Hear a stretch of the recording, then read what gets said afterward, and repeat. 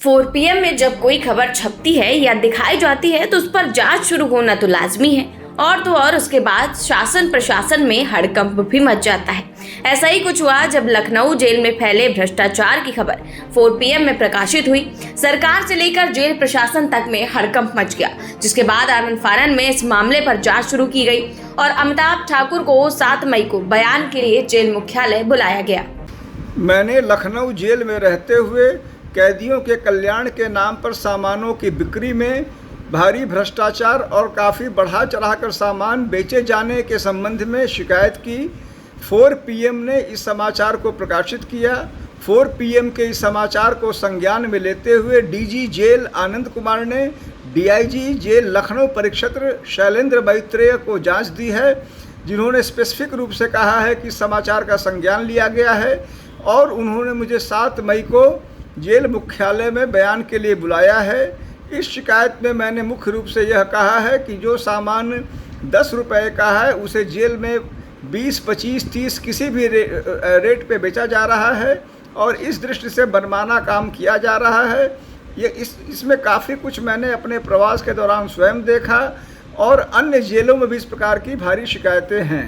दरअसल अमिताभ ठाकुर ने लखनऊ जेल में कैदियों के कल्याण के नाम पर बेचे जा रहे सामानों में भ्रष्टाचार की शिकायत लोकायुक्त जस्टिस संजय मिश्रा से की थी। शिकायत पत्र में कहा गया था कि लखनऊ जेल में सुविधा के नाम पर दैनिक उपयोग की तमाम वस्तुओं की बिक्री होती है और वहां पर हर सामान काफी महंगे दामों पर बेचा जा रहा है। शिकायत में उन्होंने कहा था कि उनके पास इस संबंध में सबूत भी हैं। अमिताभ ठाकुर ने बताया था कि यूपी की बाकी जेलों में भी यही स्थिति है, जिससे लाखों रुपए हर दिन की कमाई की चर्चा है। उन्होंने इस संबंध में जांच कर कार्रवाई की मांग भी की थी।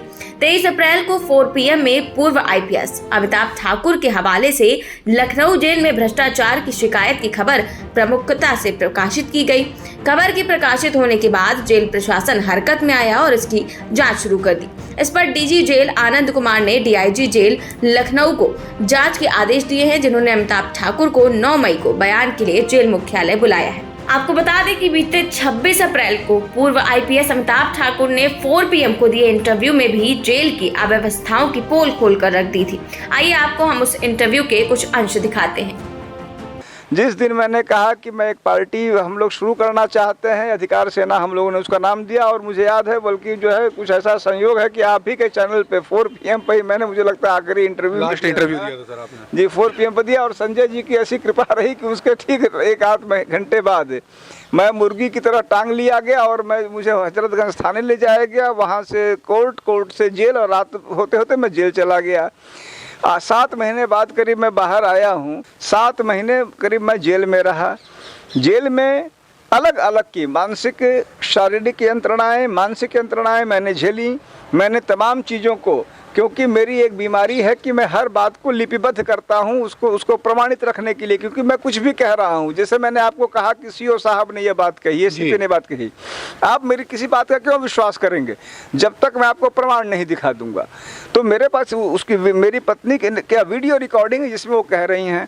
वैसे ही जेल में मेरे साथ क्या क्या घटनाएं घटी, उसको लेके मैंने हर बात को या तो CJM को या डिस्ट्रिक्ट जज को, हाई कोर्ट को, सुप्रीम कोर्ट को, जहाँ तक मेरे वश में संभव था, जहाँ तक हो पाया, मैंने चीज़ों को लिपिबद्ध किया। समय स्थान के साथ मैंने चीज़ों को बताया कि कैसे कैसे मेरा उत्पीड़न हुआ, गाली गलौज हुआ, 2-4 बार मारपीट की नौबत आई, तन्हाई में लगातार रखा गया। यह सब कुछ मैंने झेला।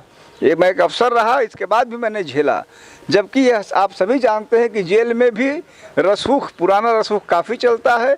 मेरे मामले में चूंकि ऐसे संवाद थे, ऐसे आदेश थे कि इनको उस स्थितियों से गुजारा जाना है, इसलिए मैं गुजरा उससे। किस तरीके की स्थितियां अंदर थी, कुछ बताएंगे हमें? स्थितियों में देखिए, सबसे पहली बात तो ये थी कि मुझे तन्हाई में रखा गया जी, और वो लगभग तन्हाई मैं कहूँगा, क्योंकि मैं और मेरे साथ 1 या 2 और कैदी को रखा गया उस बैरक में जहाँ 50 की संख्या थी। आप जानते हैं कि कोई भी मनुष्य सामान्य तौर पर लोगों से बातचीत करना, एक कंपनी में रहना चाहता है, वो इंसान की फितरत होती है। हम और आप यहाँ बात करते हैं, आपस में मन लग गया, जेल में वैसे भी बहुत ज़्यादा लोग इंटरेक्ट नहीं कर पाते, उस पर भी यह जानबूझ के ऐसा माहौल रखा गया ताकि मैं किसी से इंटरेक्ट न कर पाऊँ। कोई मेरे पास मेरे बैरिक में आ नहीं सकता था, मैं कहीं जा नहीं सकता था। सुबह से शाम तक लगातार बिना किसी दोष के, बिना मेरे द्वारा ऐसा कोई कृत्य किए मुझे सॉलिटरी कन्फाइनमेंट में रखा गया। उसका मेरे मानसिक स्वास्थ्य पर भारी दुष्प्रभाव पड़ा, चाहे वो डिप्रेशन की स्थिति हो, अवसाद की स्थिति हो। कई बार गाली गलौज की नौबतें आई। मैंने उन स्पेसिफिक दृष्टांतों को भी स्पष्ट किया है, व्यक्त किया है, उनको अंकित किया है। मैंने जेल अधीक्षक को दिया, सीजे में डीजे वगैरह को दिया, एनएचआरसी को भेजा है और उम्मीद करूंगा कि उन मामलों में कोई ना कोई सक्षम जो प्राधिकारी हैं अवश्य ही संज्ञान लेंगे। अभी छूट करके आए, सबसे पहले आप मन में क्या सोच रहे हैं? कुछ तो वर्क नया स्टार्ट करने की सोच रहे हैं, वो क्या है आपके दिल में? देखिए 3-4 बातें हैं। पहली बात तो यह है कि जाहिर सी बात है कि मैं 7 महीने जहाँ रहा वहाँ की बहुत सारी परेशानियाँ मैंने देखी। जेल में तमाम परेशानियाँ हैं, कुछ तो संस्थाबद्ध परेशानियाँ हैं, जैसे गवर्नमेंट के लेवल पे हैं, पॉलिसी के लेवल पे हैं। उदाहरण के लिए जेल में कई गरीब लोग हैं, आप और हम जानते हैं, जिनको बेल तक का पैसा नहीं है, जमानत तक का पैसा नहीं है। उनको दिन भर जब उनसे काम भी लिया जाता है, काम नहीं करने पर उनकी पिटाई भी होती है और उसके बदले उनको दिन भर में 25 रुपये सरकार दे रही है आज के समय, 25 रुपये। उस 25 रुपये में 5 रुपये विक्टिम को चला जाता है, यानी इसको मिलता है 20 रुपये। ऐसे भी लोग मैंने देखे हैं। मुझे लगता है कि 40% कम से कम ऐसे लोग होंगे जो वही 600 रुपये में अपना जीवन काट रहे हैं। तो क्या मेरा यह मानना है कि क्या एक व्यक्ति से आज के समय में 25 रुपये या 20 रुपये दिहाड़ी पे काम लिया जाना उचित है? मुझे तो लगता है ये जो हम कहते थे निहलों की सरकार कहते थे और निहलों के खिलाफ जैसे माली तमाम लोगों ने संघर्ष किया और विद्रोह किया, तो क्या निहलों का भी शायद वो स्थिति नहीं था कि 25 रुपये पर दिन भर काम लें? दिहाड़ी आज के समय 300-400 है, तो क्या जेल में जो बंद हैं इसीलिए कि वो जेल में है उनसे 25 रुपये लिया जाए?